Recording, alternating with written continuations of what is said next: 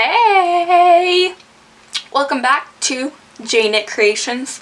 My name is Jordana Nicholson, if you don't know, and welcome to my returning viewers. Thank you. For those of you who don't know, this fantastic channel used to be me just doing my makeup, that's it, nothing special, but now I will be talking about true crime and true crime related topics while I do my makeup. Today is the first true crime makeup video, True Crime Tuesdays, yeah! But today's topic of discussion, like I said, was based in West Virginia. I chose this case particularly because I'm obviously from West Virginia, and I wanted my first True Crime Tuesday video to be based in my home state. And if you're not familiar with it, that's fine. That's why I'm here. If you are, then still continue. It's about the 5 Sodder children, their mysterious disappearance in 1945.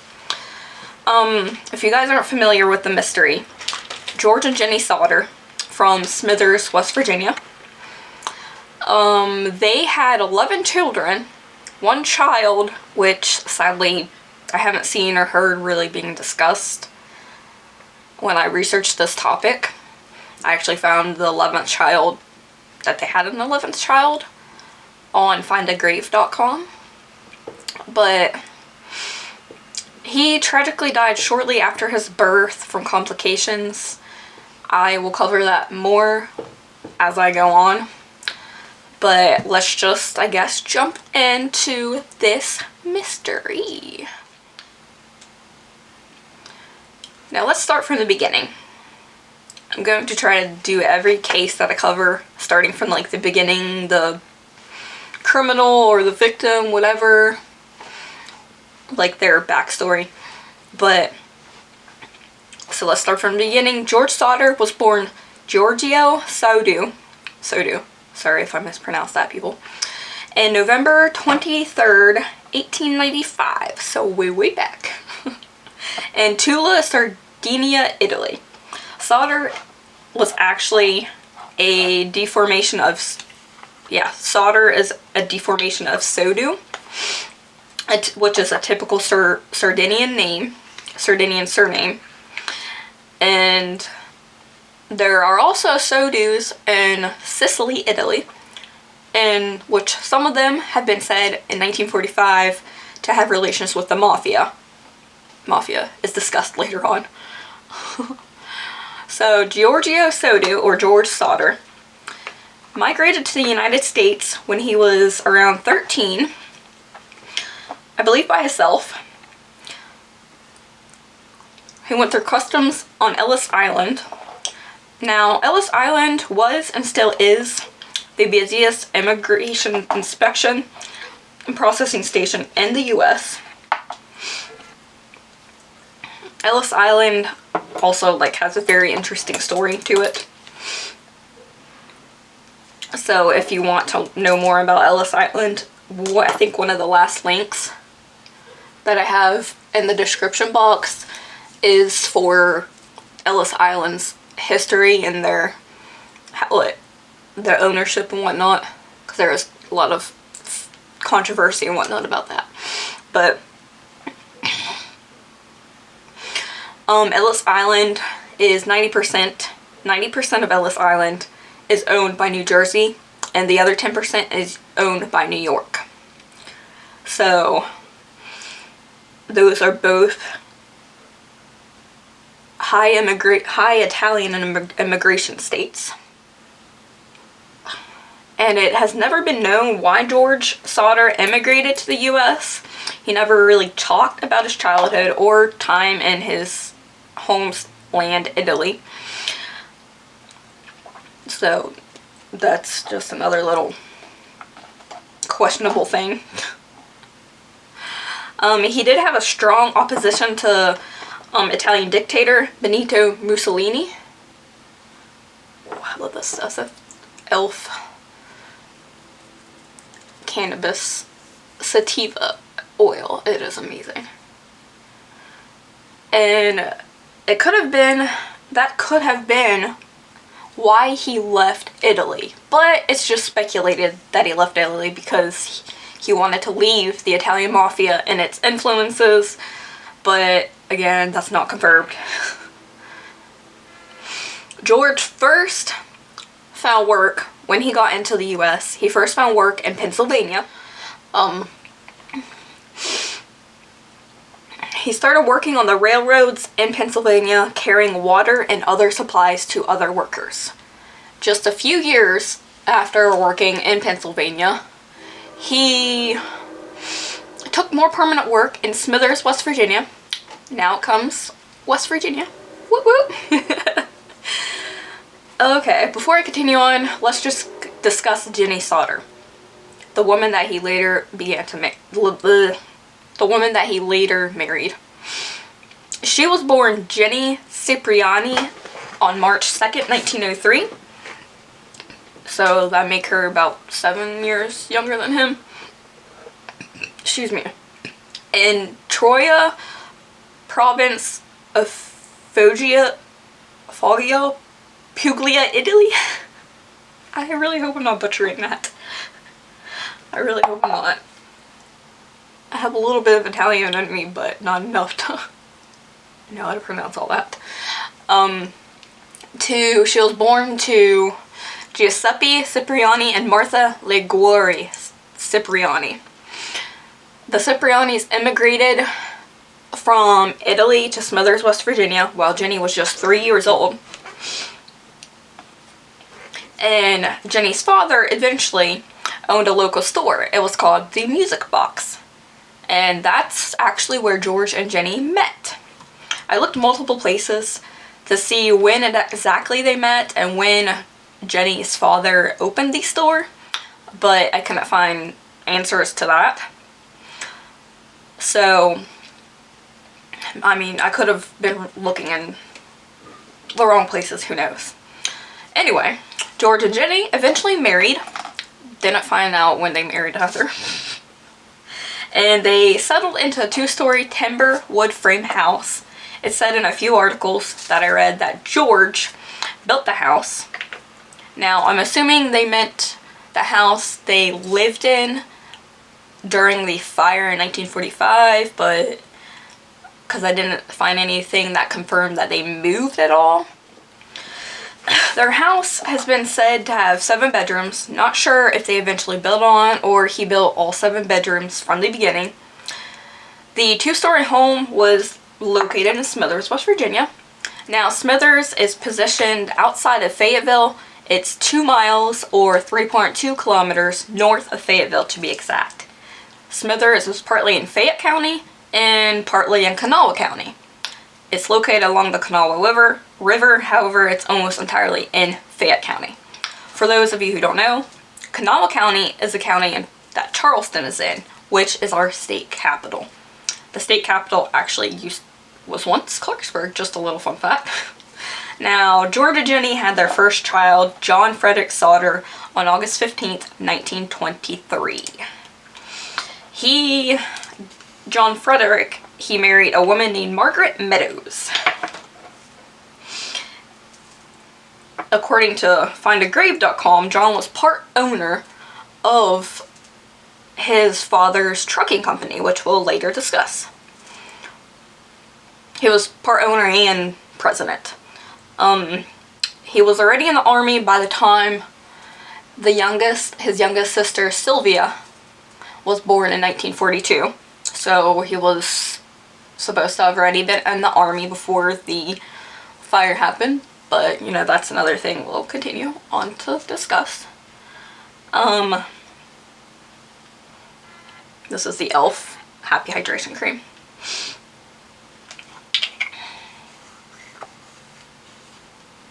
He was a U.S. veteran and served in the South Pacific as a staff sergeant. John's death was on November 8th, 2001 at 78 following a short illness. It's possible that John was actually, well, I'm assuming that he was probably discharged or something from the army because he was actually present the day the fire took place. But however, his other brother, Joe,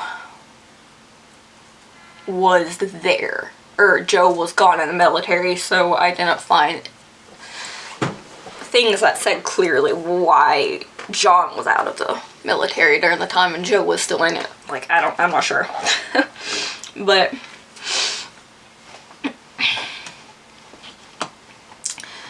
it was World War II that he served in.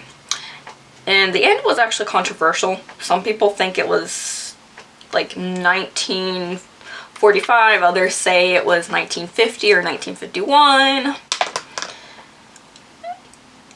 And I don't remember what I actually learned in school about World War II. And I didn't really want to like go deep dive into the topic because I would just go into random research and get off track. But it was somewhere between the end of World War II, somewhere between 1945 and 1951. So sometime before or after the fire, like shortly before, shortly after, or several years after. Okay, so now we're going to go on to Joe that I mentioned earlier, the other one who was gone in the military while the fire happened. He was the second eldest. He was named Joseph Samuel, or they called him Joe Sodder Sr. He named his, senior, so he named a son after himself. And he was born in 1945 on December 4th. He went to marry a woman named Clarice Louise Buckland. And he died at the age of 85 on January 6, 2010. Following an extended illness, sorry. He was also one of the owners of Sodder Trucking at Alloy, which was his father's trucking company, he also served in the U.S. Army during World War II, like I said. Since it said that Joe and his older brother served in the Army, I'm assuming he wasn't discharged or somehow remained in the Army while the fire happened in 1990 or 1945. Still kind of confused by that because there wasn't, like I said, there wasn't really any mention about that. But whatever. Okay, now let's go on to the third child. This is the first girl they had. Her name was Mary Ann Sodder. They called her Marian. She was, well, Crowder, because she married somebody, last name named Crowder. This is awful. Now, Marian ended up marrying a guy named John Robert, they called him Bob Crowder. She passed away in her sleep. Sorry, I'm still kind of getting over being sick. She passed away in her sleep on September 2nd, 2005 at the age 79 in Kimberly Mills Personal Care Home in Kimberly due to an extended illness. Now, I couldn't really find a confirmation if it was in West Virginia or Ohio. I'm just assuming without Googling and going deep into it that she died in Ohio because she worked in Ohio. That's where she also met her husband. So I'm assuming it's Kimberly, Ohio and not Kimberly, West Virginia. But take that with a grain of salt because I'm not sure about that.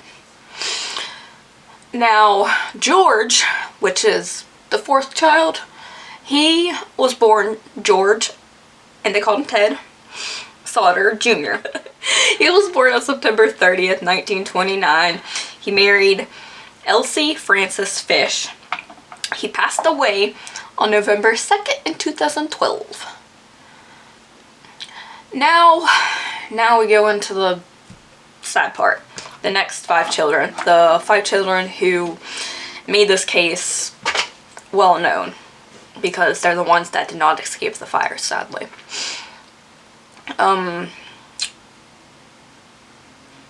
Sorry, I looked up a lot about this and it's so sad. These poor kids, like nobody still knows to this day what happened to them. There's speculations, things what happened, but nobody truly knows. Maurice was 14 when the fire happened. And he was born Maurice Antonia Sodder on July 8th, 1931. And of course, he was presumed dead along with the other 4 siblings. Martha Lee Sodder was born on January 22nd, 1933. She was only 12 when the fire happened and presumed dead. Louis Erico Sodder was born on December 30th, 1935. He was only 9 when the fire happened. Jennie Irene Sodder was born on September 19th, 1937, and was only 8 when the tragic fire happened. And Betty Dolly, the youngest one who vanished, died, kidnapped, whatever, and like during the night of the fire, she was born Betty Dolly Sodder on March 4th, 1940, and was just 5 years old when the fire happened. That's so sad. And Sylvia Sodder, the youngest child, she ended up surviving the fire because her parents brought her outside. But she was 2 or 3 years old when the fire happened, and she was born Sylvia Sodder, and she was the youngest living Sodder child. She passed away on April 2021 on the 21st. She was a graduate of Fayetteville High School. She went to West Virginia Institute of Technology and met the love of her life, Grover Paxson, who preceded her in death. Now, I said that Sylvia was the youngest living Sodder child because Jennie and George, like I said earlier, they had an 11th child that never has been talked about, really. They welcomed a baby boy on December 29th, 1950. Sadly, I mean, that was just 5 years after the fire, so he wasn't present during the fire at all. Sadly, Michael Sodder, didn't make it into the new year. He tragically passed away on December 30th, just a day after he was born, 1950, due to cerebral anoxia. Cerebral anoxia is a term that describes when the brain is completely deprived of oxygen, a severe condition that often results in permanent brain damage. The opposite condition is called hyperoxia, which means you get too much oxygen to the brain. Now, cerebral anoxia was due to premature something of the placenta, and the death certificate that I saw on findagrave.com for Michael Sodder, I couldn't read all of it. It just said premature something of placenta and utero. And I will just, put, here's a picture, you read it, you look at it. If you can understand it, please put in the comments section below of what you think it is. Yeah, because it's obviously sloppy writing. Like, some of the letters merged together, like a mix of cursive and print, so it's a little, yeah. Now, as you can see in the picture, they did not do an autopsy. I'm assuming they did not do an autopsy because they could already diagnose what the death was due to. So I'm assuming that's why they didn't do an autopsy. But oh, I forgot to put did I put primer on? No, I did not. But but I've also read in several places that cerebral anoxia can actually, it's possible to be misdiagnosed. Ah! I put too much primer on. So allegedly was due to cerebral anoxia, but so much stuff in this case is very just weird, so I mean, I'm going with cerebral anoxia, but yeah.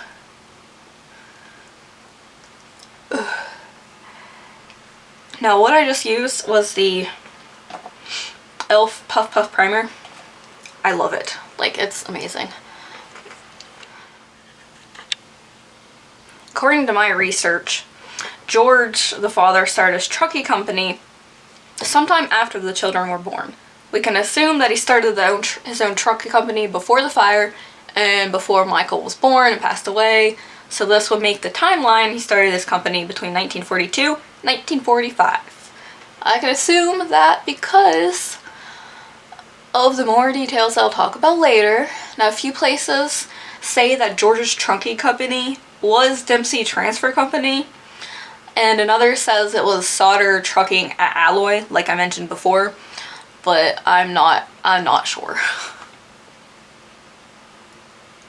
I mean, it's possible that Dempsey Trucking Company, the transfer company, was where George worked before he started his own company when he was in Pennsylvania. Or maybe he ended up changing the name of his company. Either way, George's Trucking Company started hauling fill dirt to construction sites. Now, fill dirt is dirt that is used to fill in depressions or holes in the ground. It's also used to create mounds or artificially change the elevation of the area. Eventually, his company started hauling coal. Now that we covered the backstory, let's dive into the night of December 24th, Christmas Eve, 1945, in Smithers, West Virginia. Now, Smithers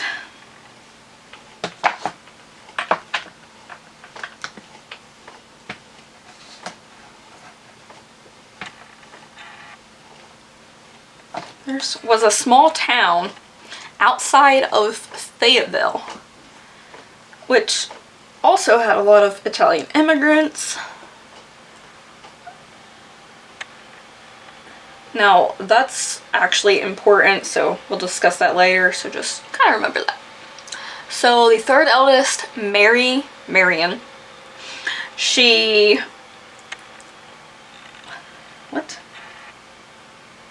was the oldest daughter of the Sodders, was working at a local dime store.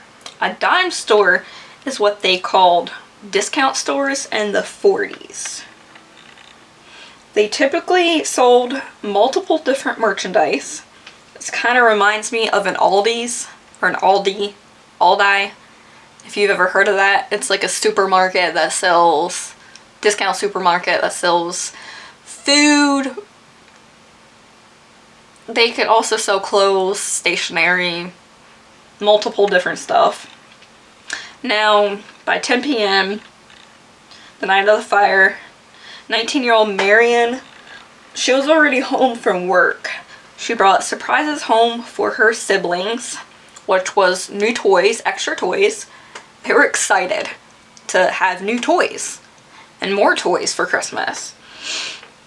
So, since they were happy, George and Jennie let the older ones to stay up later and play with them and listen to the radio. George and Jennie went upstairs to go to bed, took the youngest Sylvia, who was only 2 or 3 at the time, with them to bed. Now, when it hit 11 p.m., 16-year-old George and 22-year-old John went upstairs to go to sleep.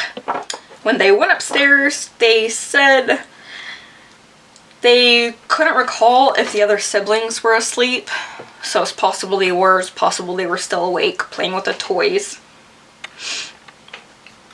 Now, it was typically Marion's job to get her younger sisters to bed, but she didn't do it that night because as a teenager, a girl, she fell asleep on the couch reading a magazine.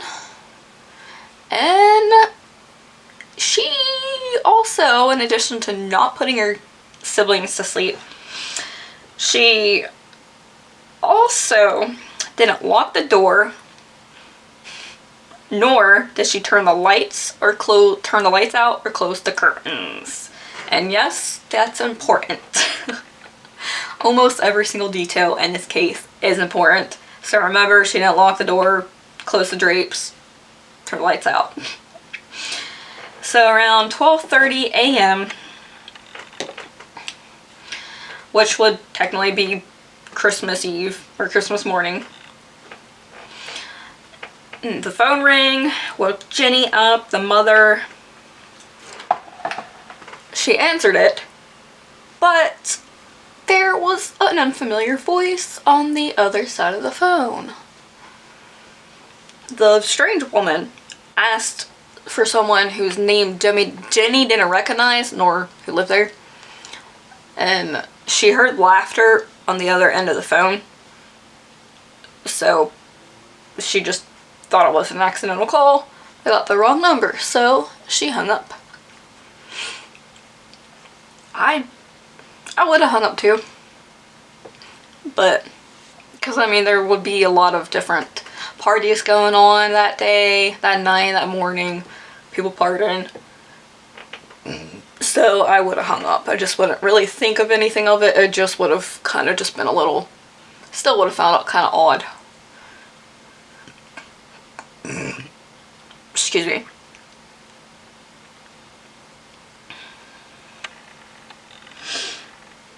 She noticed, so after she hung up with the woman, she noticed the lights were still on, the curtains, they weren't drawn, so she just walked around the house, checking to make sure everything was okay. Look at this, like, I love the finish of this foundation. But yeah, she was making sure everything was okay around the house. I would have done that, but I would have woke my husband up first, probably. But when she arrived down the stairs, that's when she noticed Marion was asleep on the couch. She didn't see, okay, this is key. She didn't see any other children around. So, since she didn't see any of the other children around that were still up, when she went to bed, she assumed they went to bed. And they returned to the attic where they slept. That's probably where the extra rooms were. They probably converted it. So after seeing that, she locked the door, turned the lights out, closed the curtains, and then went back to sleep. However, she was awakened again. Around 1 a.m., she heard something that she kind of recalled that sounded like a rock hitting the roof before it fell off. It was a windy night, so she didn't really think a whole lot of it. I wouldn't either. She slowly drifted back to sleep, and about 30 minutes later, she was woken up again. I would have been so ticked off. But this time, she noticed George in her bedroom. It was filling up with smoke. So she was panicked. She hurried up and woke up George. And two of them ran out of the room, walking through the already smoke-filled hallway. According to her, as they were walking out, she saw that the wall of the den, the back wall of the den, that was probably across their room, it was already engulfed in flames. The fire appeared to be coming from a fuse box. Now, I don't think she saw that. That was just speculated later.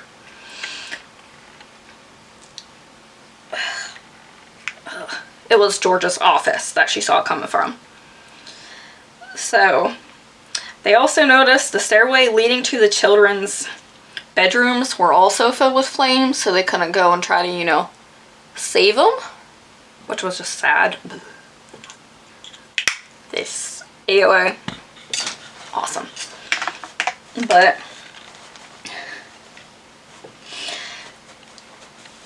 that's just, okay, that's what I find sketchy.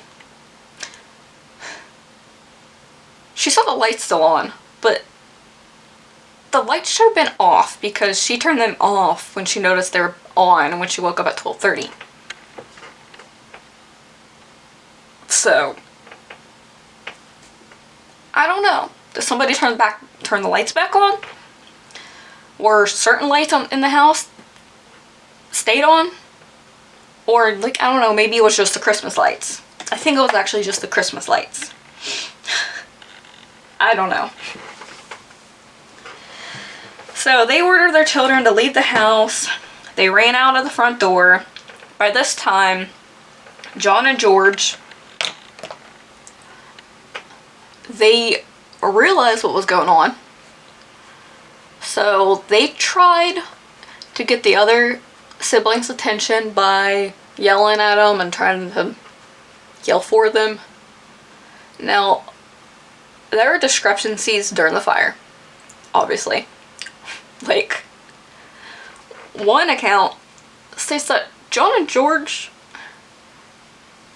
actually, when they attempted to get the other kids' attention on the second floor, they reportedly heard one of their younger brothers calling back to them. But there was no voices or no communications from the kids who did not make it out. And for those of you who was just getting confused, as much as confused as I did when I researched and currently going over it, Maurice, who was 14, Martha, who was 12, Louie, who was 9, Jennie, who was 8, Betty Dolly, who was 5. They're the ones who didn't make it out. Now, I assume they probably weren't heard because they were probably already kidnapped, if you're going with the kidnapping theory, which I am. I'm going with that. Sorry. Another account says John, the oldest at 22, was said to shake one of the children awake before him and George made their way outside and made their escape. Yeah, I don't know. One of the non-confusions part that made no sense. Something that doesn't seem like a confusion is that they barely made it out. They sustained minor burns. So, if the Italian mafia theory, kidnapping the kids, is actually what happened, which sounds the most convincing to me, it's actually possible that none of the kids were supposed to make it out. I mean, maybe they all were supposed to be kidnapped, but they weren't able to get to all of them. But my camera stopped recording, ran out of space, and then I accidentally deleted part of the video. So I just kind of continued to do my makeup, put blue eyeshadow on from the Friends Revolution, Makeup Revolution, whatever, palette. So, sorry. Let's continue. Now, George couldn't go back inside to save the children due to the thick flames inside.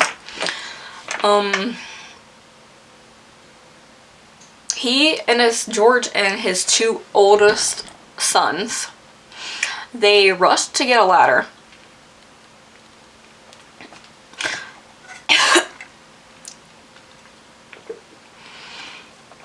They rushed to get a ladder to prop up against the side of the house, so hopefully the children in the attic could escape.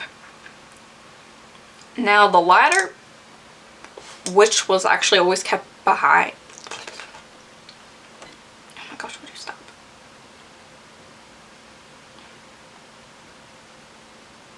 No, I don't. I wanted to go slow.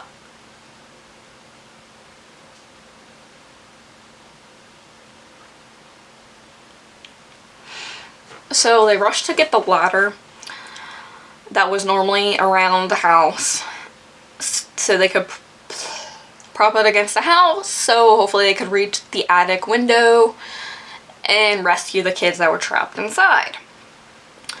But however, it was not around there. It was nowhere to be seen. It was suspiciously gone. So someone had to move it. I think someone totally moved it. Which later on, we'll find out they did.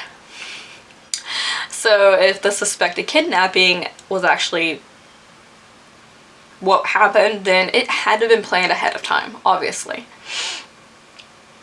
So George was desperate to save his children, so he attempted to back up one of his trucks up to the house so he can stand on it and hopefully rescue the other children who did not make it out. But he tried both trucks, and neither of them, for some reason, would not start.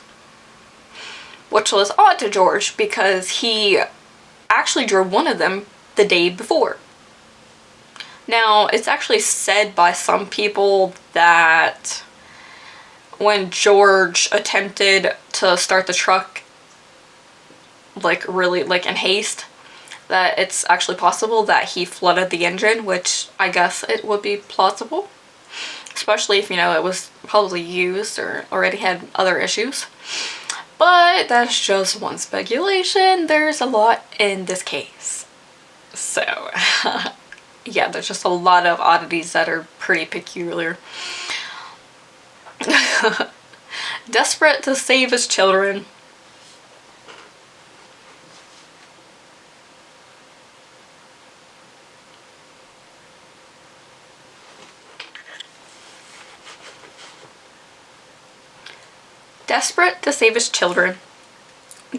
a barefoot George climbed the wall somehow and broke the attic window, cutting his arm pretty badly. Like a chunk of skin, it has been said.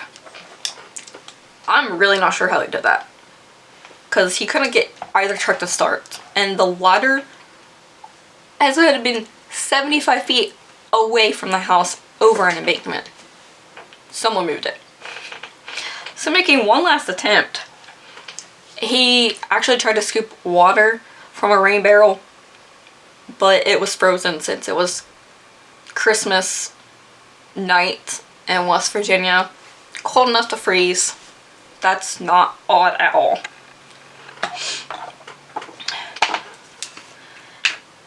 Now, after seeing all of this happen, Marion actually ran to a neighbor's house to call for help. Now, the neighbor was named Mrs. Davis. She actually attempted to phone the fire department, but she couldn't get through to the switchboard operator. And there was unfortunately no way to directly dial the fire department back in 1945. So that's, I don't know. Now, a man named Thomas Smith, who was another neighbor, for some reason, he was driving by around 1 a.m., saw the home was on fire, and so he turned around and took the 2.5-mile drive back into town, Fayetteville, where he was able to actually reach the fire chief by phone. But unfortunately, the fire department was actually short-staffed, possibly because it was the holidays. Now, the fire department didn't arrive at the Sodders' house until several hours later. So, another neighbor actually tried to call from a tavern, but no operator responded. So, that neighbor actually drove into town and tracked down F.J. Morris, chief of the fire department, which has said to been initiate the version of the fire, or their version of a fire alarm, which it was called the phone tree system. One firefighter called another, who called another. Now, nowadays, that just would kind of be a waste of time. But we're in the 1940s, 1945, during or after World War II. So it was a small town too. West Virginia is a rather poor state, so they didn't have the funds to actually have a proper fire alarm, so that was probably the best they could do at the time. Now, the fire department was only 2.5 miles away, but the crew still didn't arrive until 8 a.m., 7 hours after the fire started. And so the fires, Sodder's house was reduced to smoke and fire and ash. Now, it has been said by some people, the house took 45 minutes to an hour to completely burn down. However, others actually said that it took hours to burn down. I mean, either way, the fire department would have been too late because there's no way that the fire would have burned for 7 hours. So,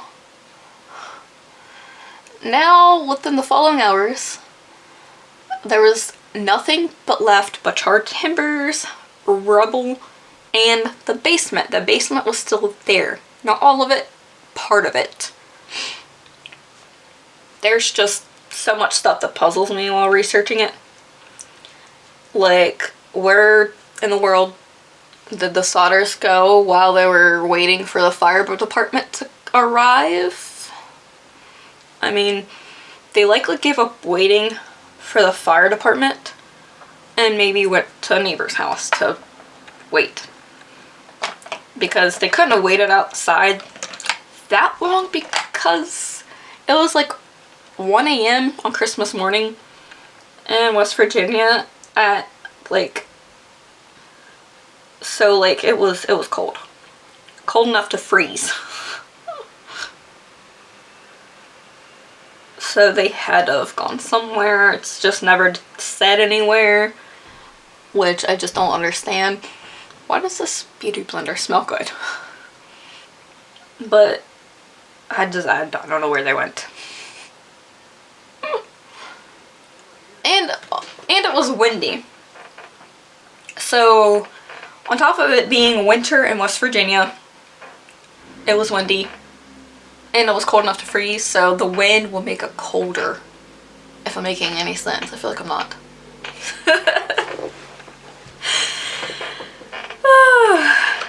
Yeah, that's just one thing that I didn't really find an answer to. So I didn't really go deep into it to find an answer because I wanted to get this done, and that probably wasn't a big deal. Now, the state fire marshal office, they advised George not to touch anything in the rubble until they had a chance to come and investigate. They actually went on to conclude that the children, shock, died in the fire. So they opted not to investigate any further. I would have made them do it. But the police searched for debris on Christmas morning, but they didn't thoroughly investigate. So there could have, I don't know. One of the firefighters looking through the ashes who overlooked the thing actually happened to be Jennie's brother, Jimmy. He's the uncle to these 5 kids. Well, 10 kids, but the 5 kids were not to be found. Like, he's Jennie's brother. He should have urged the fire department to look further into the fire and actually do a better investigation. So with that, the coroner's office actually convened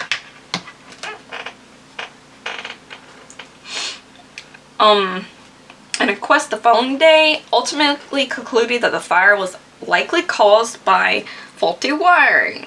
But this seemed very unlikely by the Sodders because they recently had the home rewired and inspected, and the inspection turned out fine.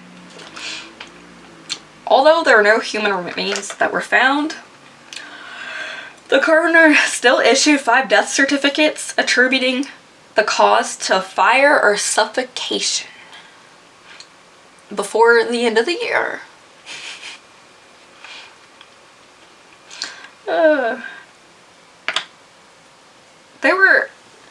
There were no human remains found anywhere in the rubble. And nobody noticed any odd smell like burning flesh during the fire or even any time afterwards. Now, sifting through all the ashes produced no skeleton. Shock, because they didn't really look thoroughly. So, yeah. Just, ugh.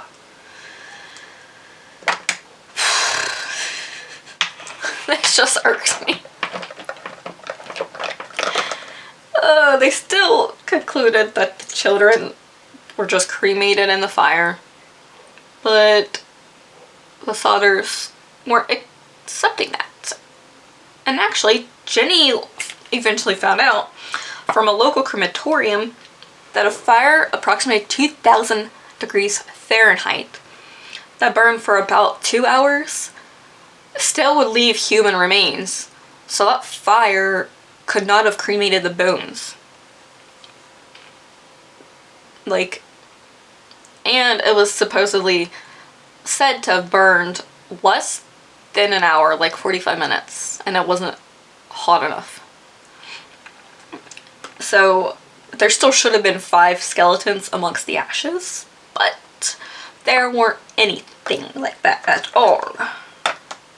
However, some people actually say that there was coal in the basement, and that would have caused the fire to burn hotter and probably quicker. I mean, that's not super far-fetched, because Georgia's trucking company, if you remember, was hauling coal. So, with the new information that George and Jennie discovered, gave them hope that their kids were still alive, so they pursued own investigations and forensic experiments. That looks awful. Jennie read an article about a fire in a similar fire in a 3-story house. And all 7 skeletons were found, even that of a 3-month-old. So she conducted a private experiment, burning animal bones, chicken bones, beef joints, and pork chop bones, to see if the fire actually would consume the bones. And each time, surprise, surprise, she was left with a heap of charred bones. And she knew that there were remnants of various household supplies that were found in the burned out basement that were actually still identifiable.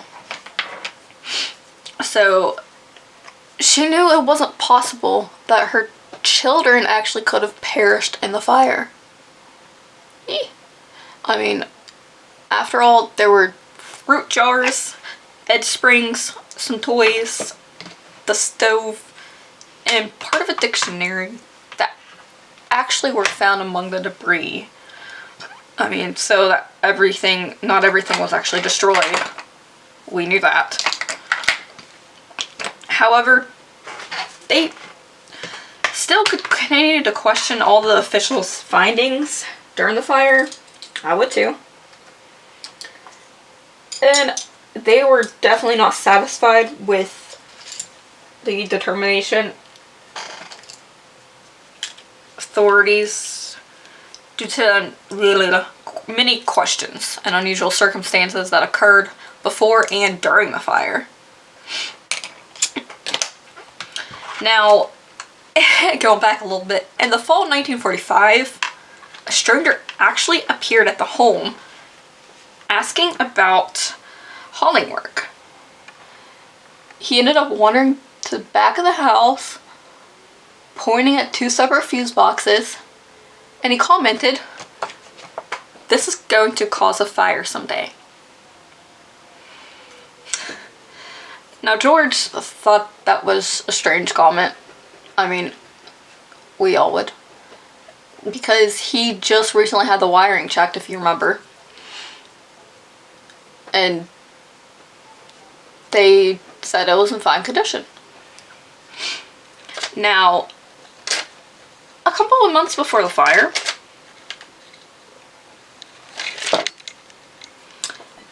there was actually a visiting life insurance guy that tried to sell the family a life insurance policy.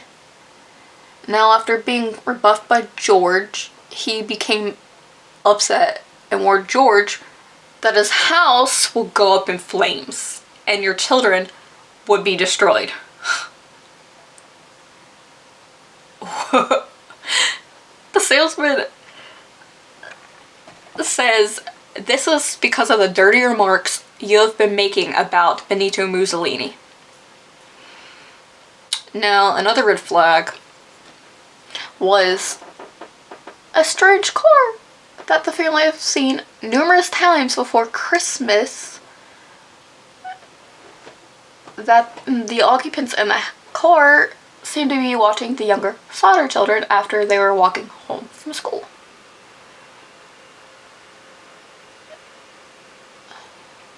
George also just didn't believe that the fire was because electrical. Because, you know, the fire, the electrical inspection.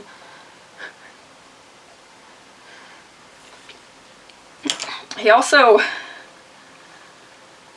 wondered why, that if an electrical problem had caused it, why the family's Christmas lights were still on. I mean, the power should have gone out if it was electrical. George and his wife suspected arson. Me too. They came up with a couple theories. That the children were taken by the Sicilian mafia, possibly in retaliation from George's outspoken criticism to Benito Mussolini and the fascist government. He wasn't fond of them. And because he turned them down. Then they found the ladder of the line of fire at the bottom of an embankment 70 feet away. 75 feet away. I don't know if I said that. Yeah. Which I said before. Now, a telephone repairman told that the Sodders' house's phone line had not been burnt through in the fire, as they actually thought before. But it was cut by someone that was willing and able to climb 14 feet up the pole, reach 2 feet out, and cut it. Now, there was a suspicious man that has been said to steal a block and tackle box from their property. And at the time of the fire, he was identified and arrested. Now, he admitted to the theft. He claimed to be the one who actually cut the phone line, thinking that it was the power line. But he denied having anything to do with the fire. Now, however, nope, there was no record of actually identifying him. And why he wanted to cut any kind of utility line to the Sodder's house. And leave the block and also stealing it. Like, that's never been explained.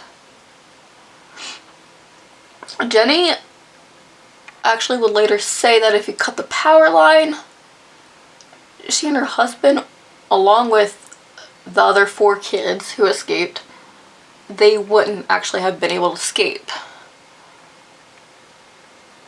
So, now, George's truck's failure to start actually was considered. He believed it was actually tampered with. I mean, possibly by the same man who stole the block and tackle. And supposedly cut the fire, or cut the phone line. Now, the woman who made the wrong number phone call that woke Jennie up was actually completely unconnected. When she was located, she actually confirmed that it was actually just the wrong number. I mean, the Sodders had a lot of questions, so they hired another private investigator named C.C. Tinsley from a nearby town called Gollybridge. Now, Tinsley actually learned that the insurance salesman who had threatened them with a fire a year before over George's anti-Mussolini sentiments actually had been on the coroner's jury that ruled the fire an accident, and he told this to the Sodders. He also learned of rumors that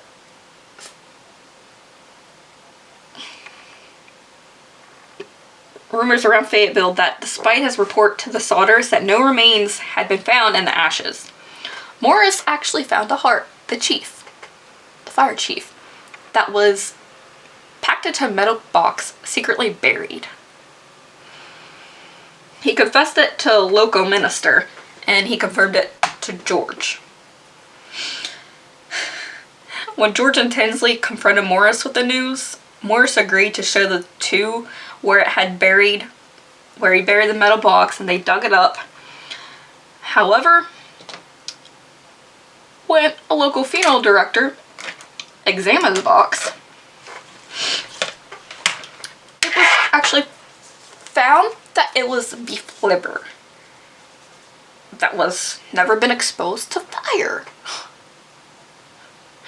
Now, Morris would later admit that the box didn't come from the fire, but he placed it there hoping that the Sodders would find it and believe that their kids actually died in a fire, so he might have been trying to do something good. But when asked why he hadn't notified them before, he said that he thought he already told them. That's so messed up. I mean, why would you plant fake evidence like that wasn't even a human heart? I mean, now due to the organ's rancid smell, the organ box was placed outside on the porch step, where it mysteriously vanished. Some actually believe that waste disposal actually just picked up the box, but that was also never confirmed. Like everything, basically. Now, several years after the tragedy, 4 people, Jennie's brother, Carl B. Vickers, F.J. Morris, the fire chief, and Reverend James F. Frama, they testified to have found bits of what appeared to be human bones among the debris after the fire in 1945. Now, it's unclear if George and Jennie actually were told this at the time or like even after, or if anyone else was informed. George and Jennie, they wouldn't quit. They did not believe their kids perished in the fire. So they erected a billboard near their home that featured photos of the 5 children and announced a $10,000 reward. First it was $5,000, and then they got some tips, and then they bumped it to $10,000. And they believed, they were alive, taken from the house, while the fire was deliberately set in order to cover up any abduction. Now, there was time that passed. George and Jennie and their surviving children, they continued their search for the kids. Now, Sylvia Sodder, the youngest, actually continued the search until she passed away in 2021. That wasn't long ago. Now, according to the State Sentinel, on December 26th, 1945, 10 roofing and other debris was removed and part of one body was found. That's not true. So George decided that he wanted to create a memorial on the site of the fire. So on December 29th, just days after the fire, Jennie's brother Jimmy actually used a bulldozer to fill the basement in with dirt to create the memorial.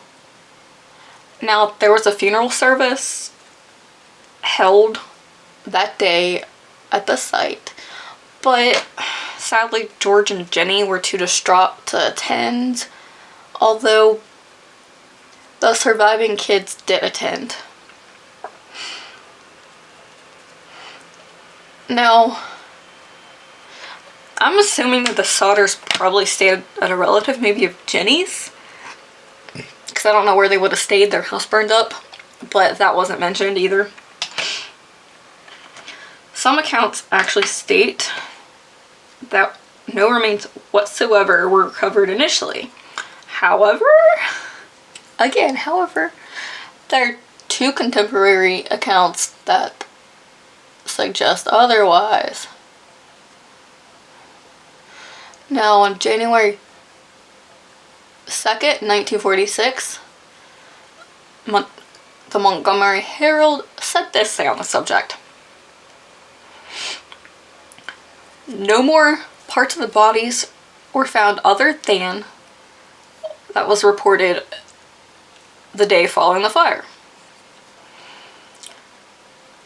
The small portion of the spinal column, apparently that of the little girl who was 6, was placed in a container and then was placed in the center of the basement, and to which the other kids have fallen.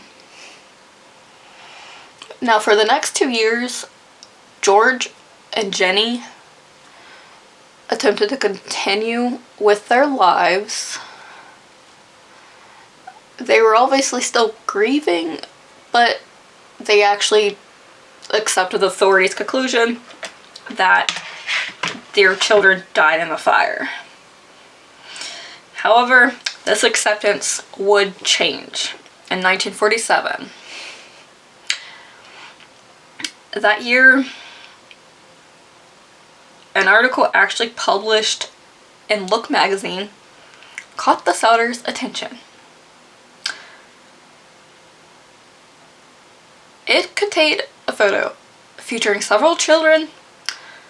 Both George and Jennie thought that one of the kids had a striking resemblance to their youngest deceased daughter, Betty, who was 5 at the fire. And they've always were suspicious by the fact that there were no substantial actual human remains actually were recovered during the search, but officials didn't look good enough. So with that, once they saw the photo, they actually became convinced that their children didn't die in the fire. I don't believe that either. Now, this is when they hired the first of several private investigators to help them investigate their suspicions that their kids did not die. I mean, now, still can't be proven that the girl in the photo was actually Betty, but George and Jennie still remain vigilant of their search for the children. And they still believe that the fire was set to cover up an abduction. Now, whether it be in a local mafia, the Italian mafia, or even a relative, I believe they were abducted, and the fire was indeed set to cover up the fact of the abduction. It's just way too suspicious. Now, neither newspaper actually cited any sources for any of their information they put out. Evidence actually emerged which supported the Sodders' belief that the fire had not started in the electrical fault and was instead set deliberately. Shocker, shocker, we all knew that. There was actually a bus driver that passed through Fayetteville late Christmas Eve. He said he saw people throwing balls of fire at the house. Now, a few months later, after the fire, Sylvia, 2 years old, found a small part of a dark green rubber object near the brush nearby after the snow melted. Now, recalling Jennie's account, George said that it looked like a pineapple grenade, hand bomb, whatever. The family actually later claimed that, contrary to the fire marshal's conclusion, the fire actually started on the roof. But there was no way to prove it by then. It was too late. Now, there were a couple of witnesses who claimed to actually see the children. There was one woman who watched the fire from the road, said she actually saw some of the kids peering out of a car while the house was burning. Another woman came up and said she served them breakfast at a rest stop between Fayetteville and Charleston the following day. And there was a presence of a car with a Florida license plate in the rest stop's parking lot. That's the car that she saw them get in. Now, in 1947, the Sodders actually tried to entrance the FBI to investigate what they thought would be a kidnapping. Director J. Edgar Hoover actually responded saying, "Although I'd like to be of service, the matter related appears to be local character and doesn't come into the investigative jurisdiction of this bureau." However, he did add that if the local authorities requested the bureau's assistance, he would direct agents to assist. But Fayetteville Police and fire departments declined to further investigate. Cover up! Now we're jumping to August 1949. George persuaded Oscar Hunter, a Washington, D.C. pathologist, to supervise a new search through the dirt of the house site.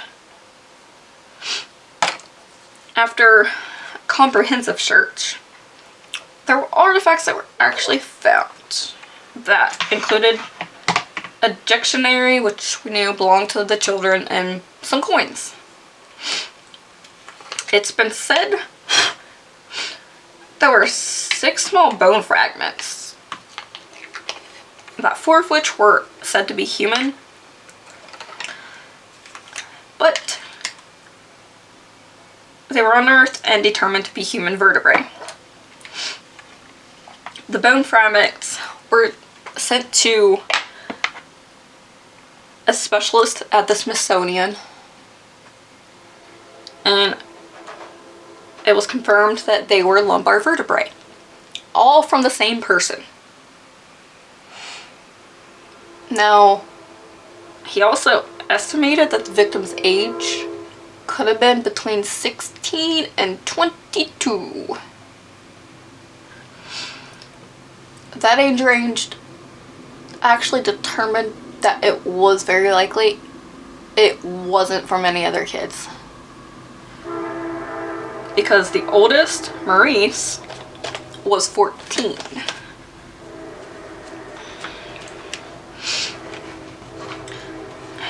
Newman from the Smithsonian, whatever museum, also added that the bones showed no sign of exposure to the flame. Later, investigator Tinsley supposedly confirmed that the bone fragments had come from a cemetery in nearby Mount Hope. And that explained, but there was no reason to explain why they were taken from there and placed at the fire site of the Sodders' house. Now the investigation and the findings attracted national attention, and West Virginia legislature held 2 hearings on the case in 1950. Afterward, Governor Oki L. Patterson and State Superintendent W.E. Burchett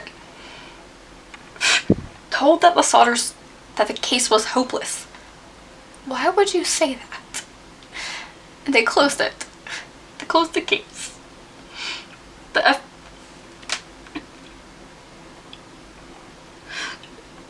Now the FBI decided as it had jurisdiction as a possible interstate kidnapping, but dropped the case after 2 years of following no leads. The Sodders didn't give up hope. Still, they printed flyers of the children's pictures and offered a $5,000 reward for information, which I said that earlier. And then they soon doubled the amount to 10,000 big ones. In 1952, that's actually when they put the billboard up, and they put another along US Route 60 near Anstead. The billboard actually brought in sightings of the children. One was from Ida Critchfield, who actually ran a hotel or an inn, which has been said, that ran that in Charleston. She claimed that she saw the children approximately a week after the fire, and she said they came around midnight with two women who looked Italian. It's not going. So she said that she tried to speak to the children, but one of the men looked at her in like a hostile manner and just turned around and talked rapidly, which she's supposed was Italian. Now, the group has been said to left early the following morning. Now, investigators did not find her story to be credible. I'm not sure why, but George actually followed up on many leads in person. One of the leads was a woman in St. Louis, Missouri, claimed that Martha was being held in a convent there. He traveled to the city, but he was disappointed. Now, he also followed up with a bar patron in Texas who claimed to have overheard 2 other people making pretty incriminating statements about a fire that happened in West Virginia around Christmas Eve, like years before. Ugh. No.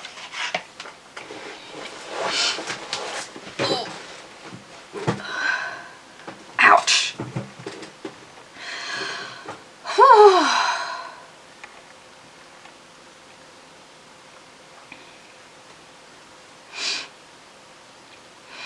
Now, George heard one of Jennie's relatives in Florida actually looked similar to his, but the relative had to prove the children were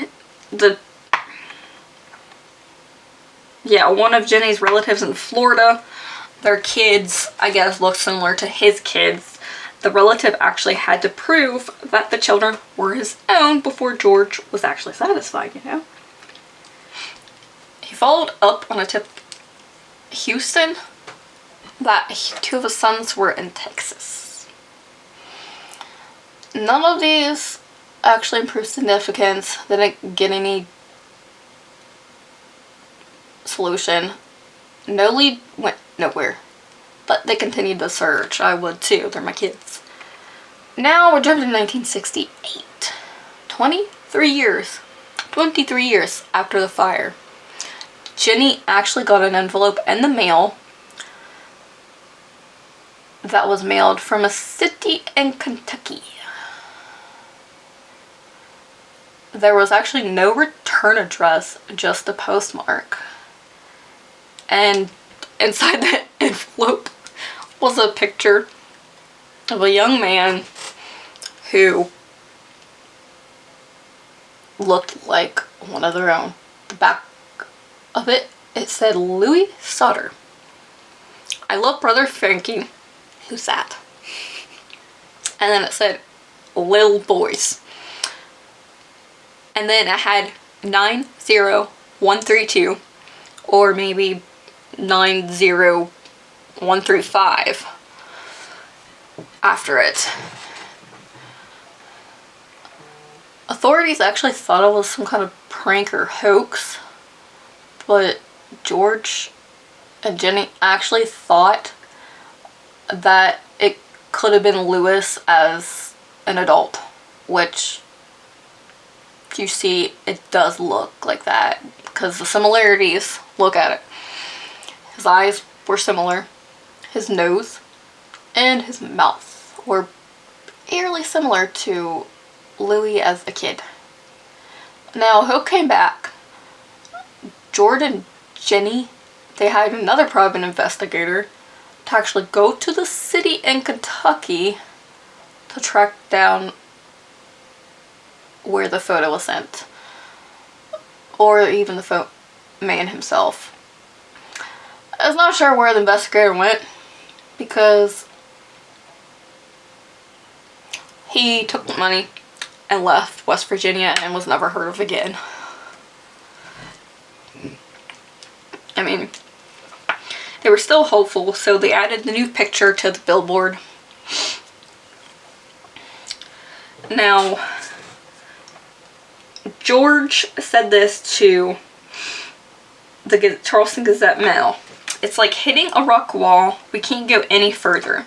Time is running out for us, but we only want to know. If they did die in the fire, we want to be convinced. Otherwise, we want to know what happened to them. I didn't see when he said that to the Charleston Gazette-Mail. But the following year, George actually died on August 16th, 1969, at the age of 73. He actually died before his mother and father. That's sad. Now, Jennie and her surviving children, except John, he never talked about the night of the fire, except to say that his family should accept it and get on with their lives.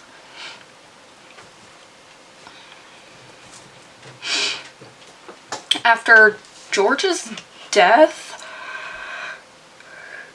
Jennie stayed in the family home, and for the rest of her life, she actually wore black in mourning and tended the garden that was the site of the former house. She died on February 15th, 1989, and she was 85.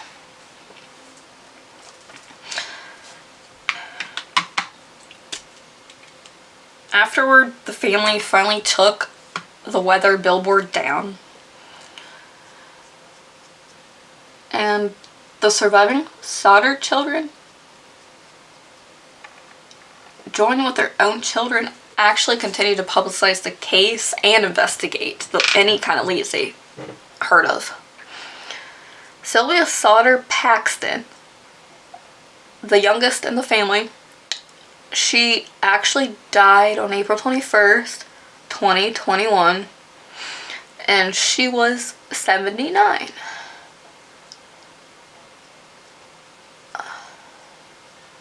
Now, as of right now, the rest of her siblings are probably likely all deceased. There were actually many sleuths and authors that examined the case and believed that the children in fact did die in 1945. I don't believe that. However, there were just so many unanswered questions.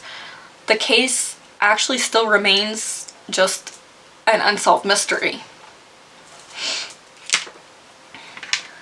I just still don't believe they died in the fire. There's just a lot of things that totally don't add up. There are way too many suspicious people and suspicious events and incidents that actually lead up to the fire.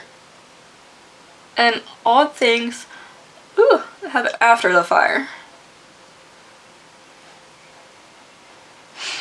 Now, George died in 1968 or 1969 in a hospital in Charleston, West Virginia. He actually was still hoping for a break in the case. Jennie actually erected a fence around her property, and she began adding rooms to her house, building layer after layer between her and the outside world. She clearly was still mourning. Now, like I said before, she's continued to wear black and continued to do so until she died in 1989, which, you know, we said that already. Oh, this is looking horrible.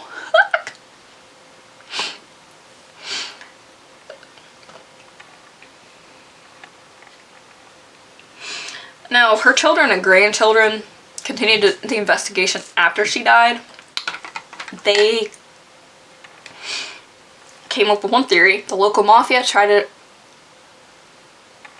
to recruit George, and George declined, or they tried to extort money from him and he declined. And they think that maybe the kids were kidnapped by somebody they knew, who actually someone they knew broke through, you know, the unlocked door and told the kids about the fire and claimed that they would take them to somewhere safe.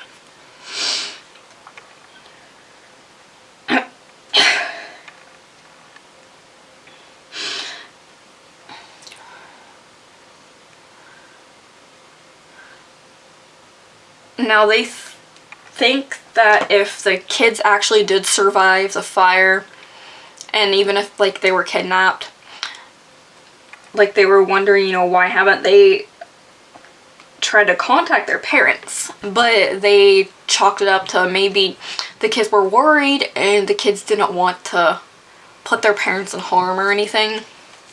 They were trying to actually protect them. Now, let's go to speculations and theories and even some questions about this case.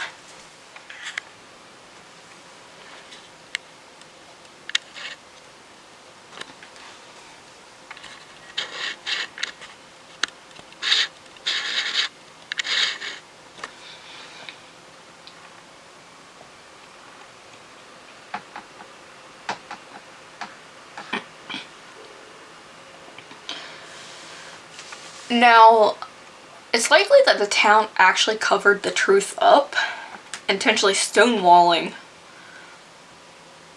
the Sodders' questions.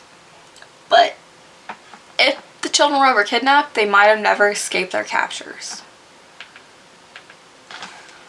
Hold on.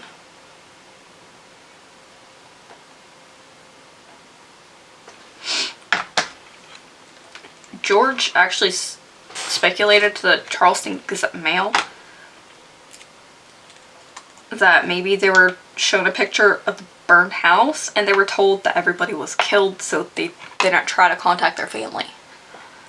And he said that the younger ones may not actually know them, but they obviously know them anywhere because they're the parents. Who is this so pretty?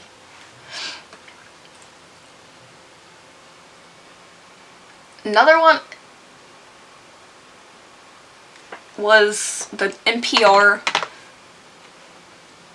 said that the Sodders could have been oh my goodness, sorry. The siblings were possibly captured and sold to an orphanage that might have been lacking in children and willing to pay for them. That's awful. Like, why would an orphanage do that? Pay for children that were kidnapped? Like, I don't know, there's just so much, but okay, this is not going on my ass. There's so much in this case that's just all sketchy.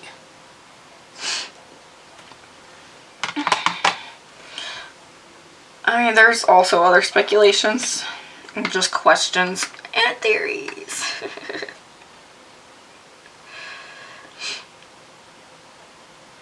Now, according to the Register Herald, it also has been theorized that the children started the fire and fled, never to return.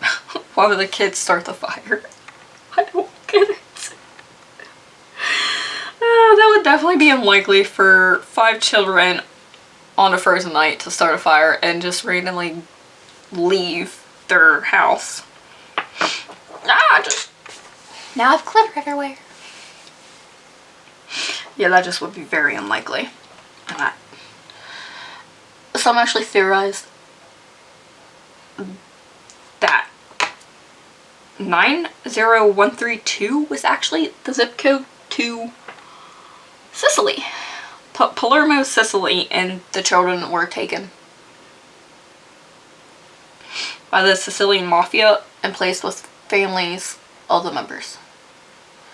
Because of George tried to escape their influence and possibly rejected their offer to join them.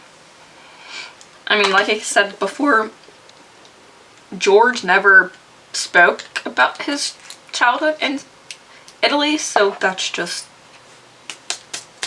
speculation. George and Jennie came up with 3 scenarios why they might have been abducted. Maybe they were victims of human trafficking, which actually did exist in the years during and following World War II, and the mafia has done that before. But there's also no evidence supporting the theory, so that's just speculation. The second one was that they were taken to another location and killed by former employer or associate by the mafia, but as an act of revenge.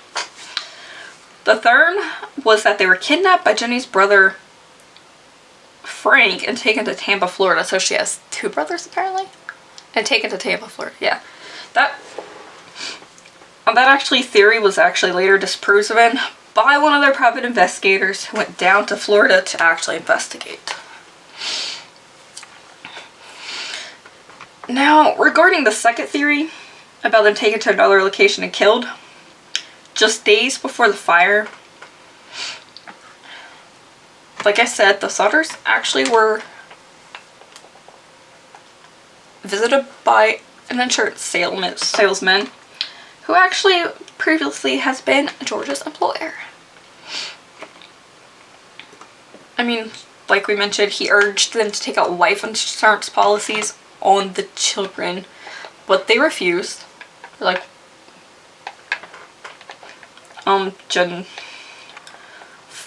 Fiorenzo Genitalo, he actually became angry and threatened that their home would go up in smoke and the children were going to be destroyed, like we mentioned before. But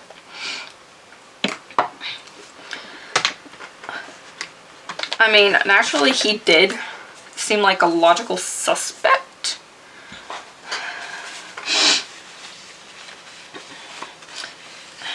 It was alleged that his genitalos hatred of George was actually related to George's outspoken dislike to Benito Mussolini.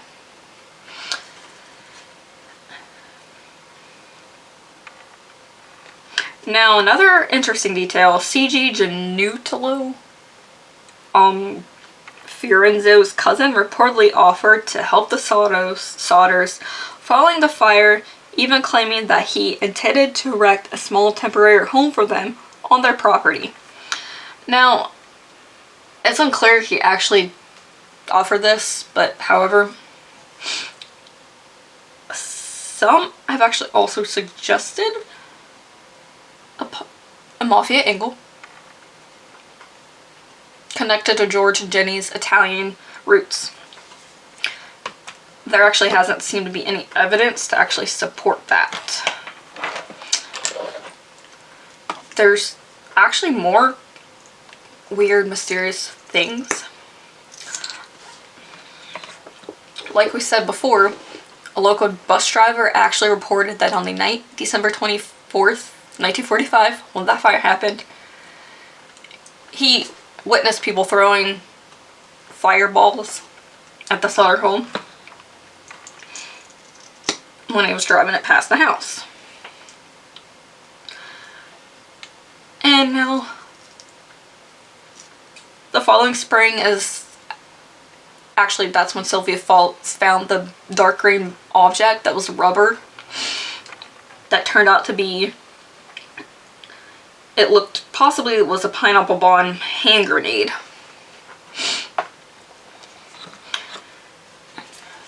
Now that, with the noise that Jennie actually heard that night,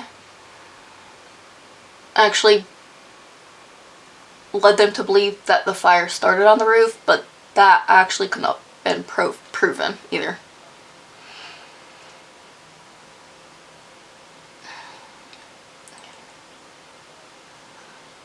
There were so many unverified sightings following the fire. Like the vehicle, somebody seeing them in vehicle after the fire, somebody seeing them at a restaurant, at a hotel.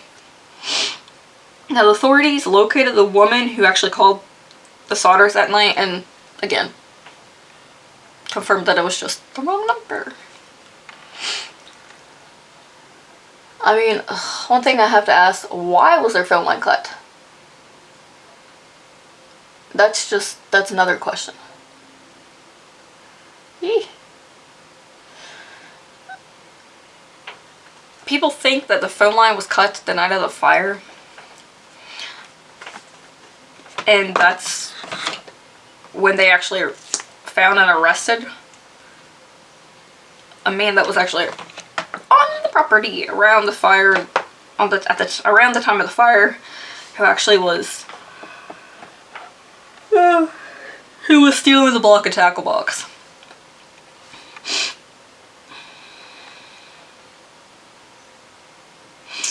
And he was charged with theft with a block and tackle. But nobody really suspected anything else sinister that he would have done.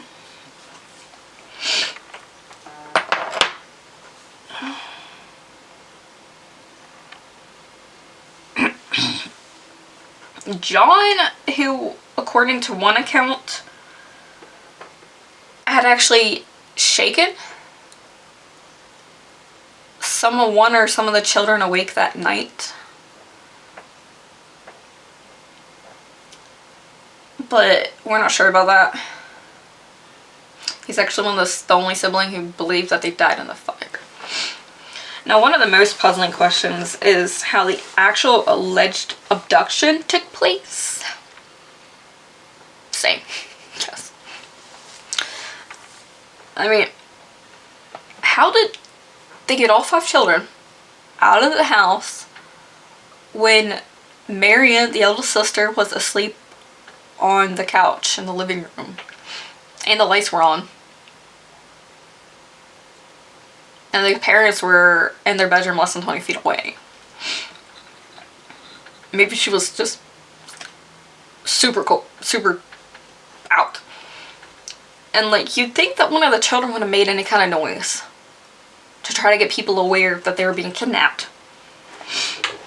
But that's not been said either.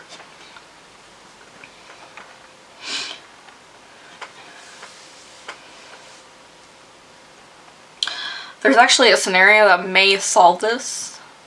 One of the chores the two boys actually were told to do was to attend to some of the mini farm animals they had. It's possible that all 5 of them might have left to the house to do the chores. But that wouldn't make sense. Why would they go out that late? I don't get that. Still curious if the woman who called the wrong number was still actually any way connected to the fire, and who moved the ladder? Who was throwing the fireballs?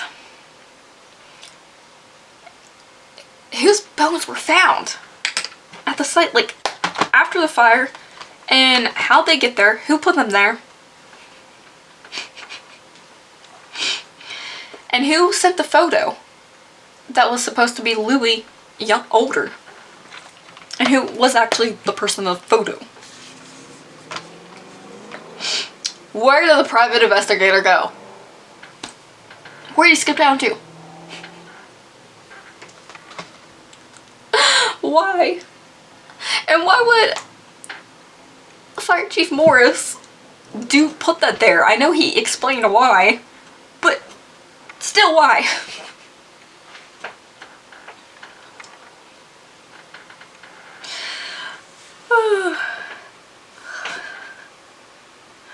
The woman who actually stated that she saw the kids in the car while the fire was going on was actually somewhat familiar to the Sodders, but speculation. And there was a diner 50 miles away, like west of Fayetteville, who claimed that she fed the kids breakfast in the morning, like on Christmas morning, but she couldn't really recall how many adults were with them. And as word spread, there were many photographs of the children were shown in the vicinity. A woman actually said that she saw 4 of the children with 4 adults at the hotel in South Carolina, which we mentioned before, but didn't see specifically how many kids. I said only 4. Where was the 5? Where was the 5th?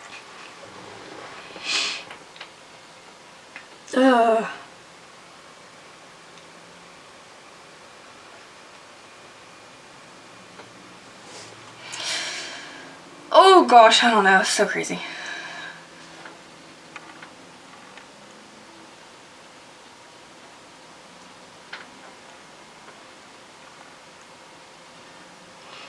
Oh.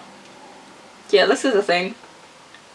The man who was actually parked along US Highway 21, the one that was watching them, supposedly watching them when they're coming home from school,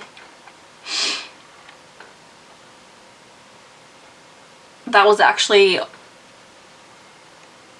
supposedly seen by the older Sodder, I believe John. Ouch.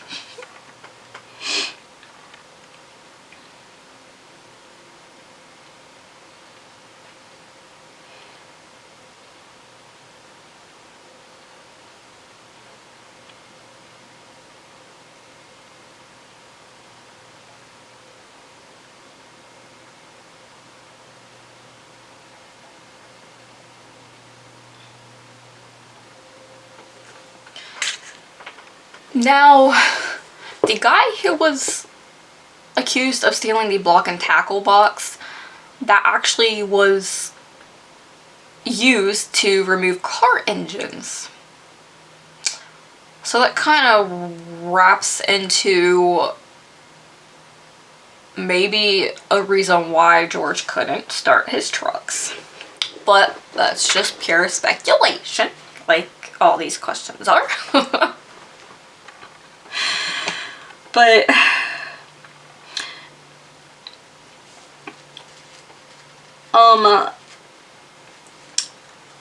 supposedly the children were actually staying with Jennie's relatives in Florida.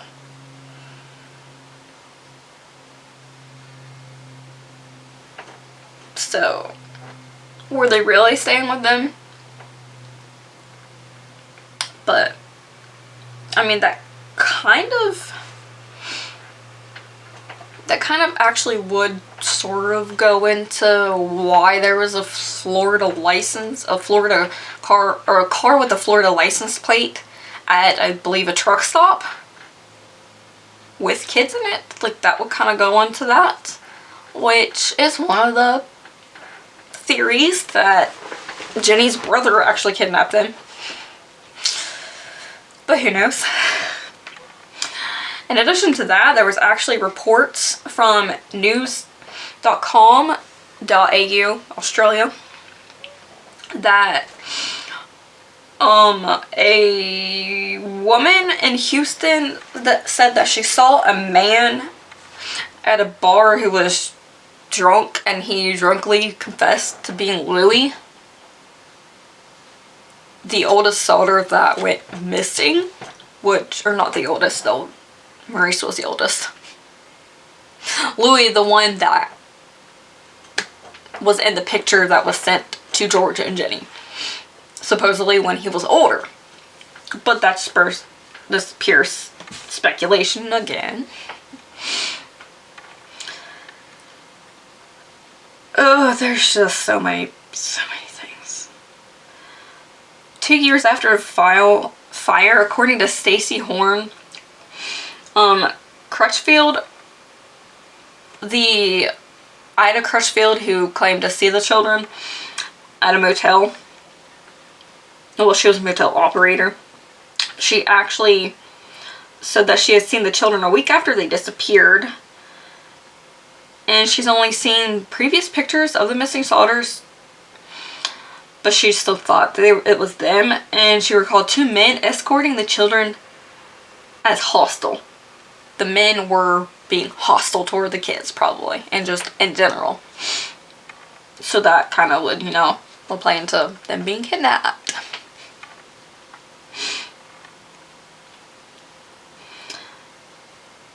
Yeah.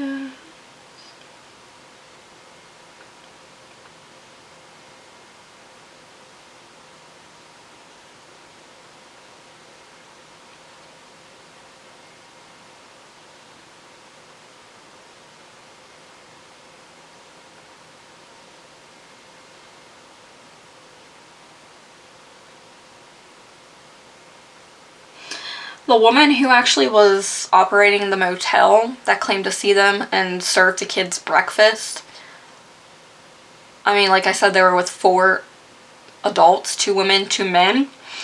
She said that they registered in a large room with several beds.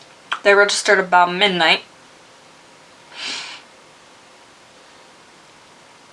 Which, if they registered about midnight, wait a minute, hold on a second.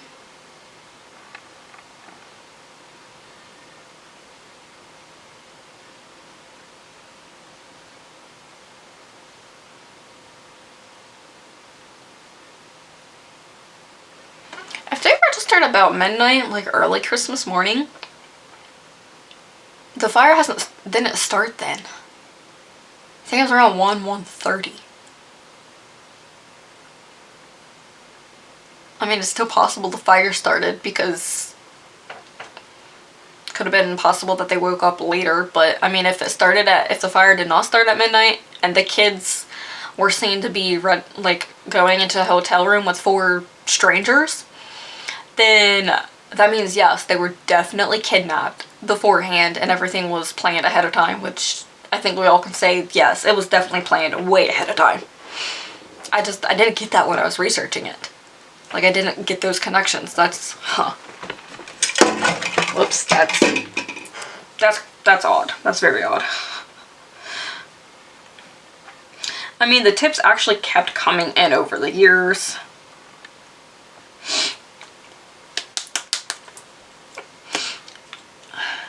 George, like I said, he actually, the newspaper photo of the school children in New York City, I don't think we mentioned that. I mean, he was still convinced that one of the kids was his daughter Betty. He actually drove to Manhattan to search for the child, but the parents refused to speak to him. It's just weird. So,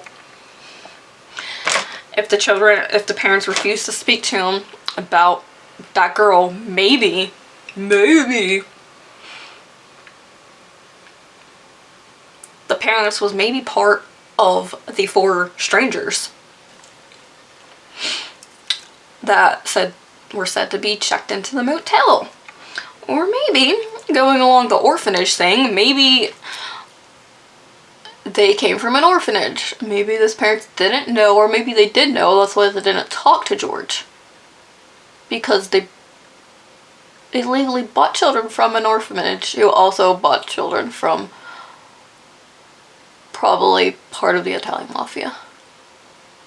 That's just, yeah. Oh my gosh, this is not working that great.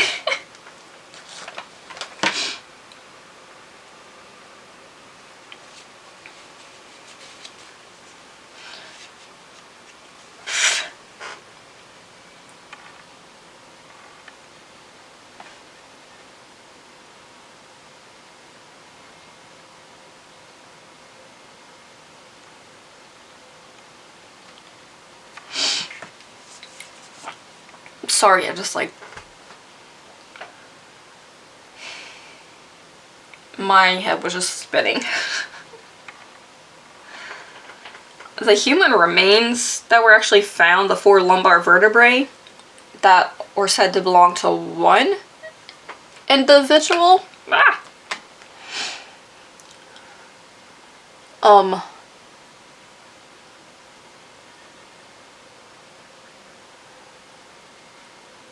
That the age of the individual at death should have actually been 16 or 17, not 16 to 22. Now, okay, now it says the top limit of age should have actually been about 22 of the centra. That would actually normally infuse at 23, but they were still infused, so they wouldn't have been 22.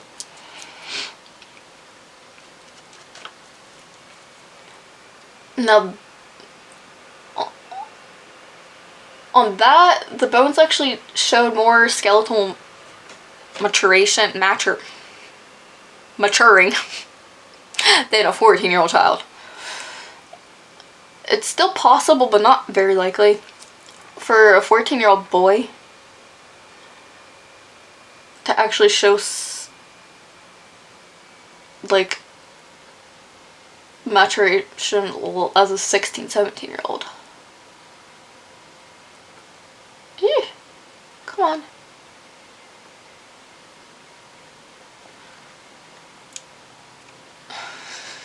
This is awful.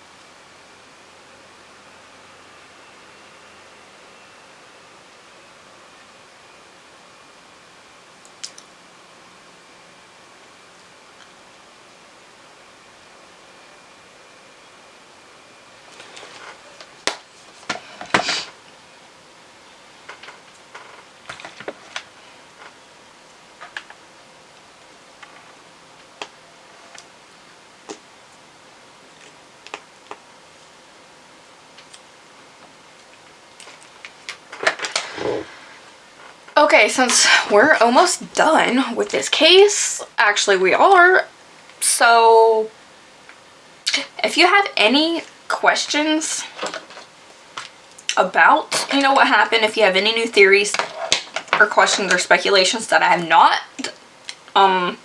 included, please put them down in the description box below. Or not the description box, in the comment. Put them in the comment section. Because I would like to know what you guys think. And as you, like,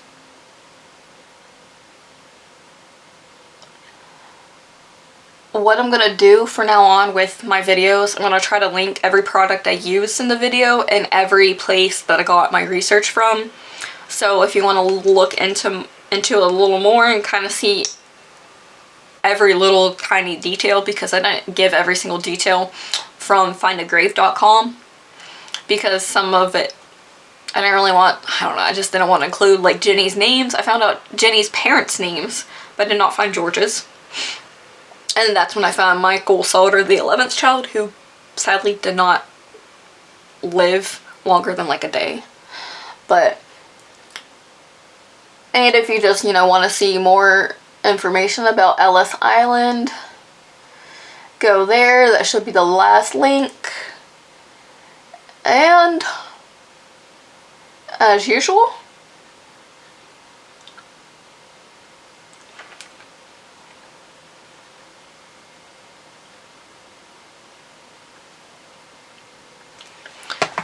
God bless, stay safe, and have. Also, if you have any different true crime stuff that you'd like me to cover, then also put that in a comment section. But don't, like, rush me. Please don't rush me to try to get to your suggestions, because that was a quick bird. Because I do have several that I have lined up after this. So, I mean, it's possible I may just put that in before my next ones, but it's possible that I may not. So, just try to be patient. Look into the description box.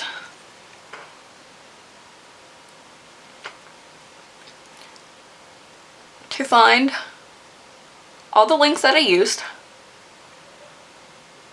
and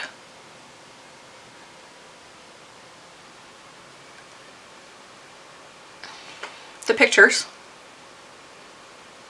I definitely would suggest going to findagrave.com and trying to find any more information about this case if you wanted to, because that actually was pretty helpful. I don't know how accurate it is, but it was pretty helpful to me.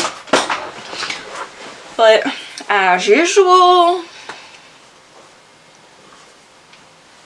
got the gold and the blue, and we coming for you. Let's go, Mountaineers, let's go, Mountaineers.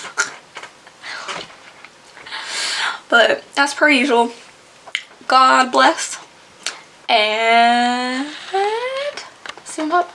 God bless. Stay safe, your Mer-Friends. Have a fantastic Mer-tastic day. See you next week.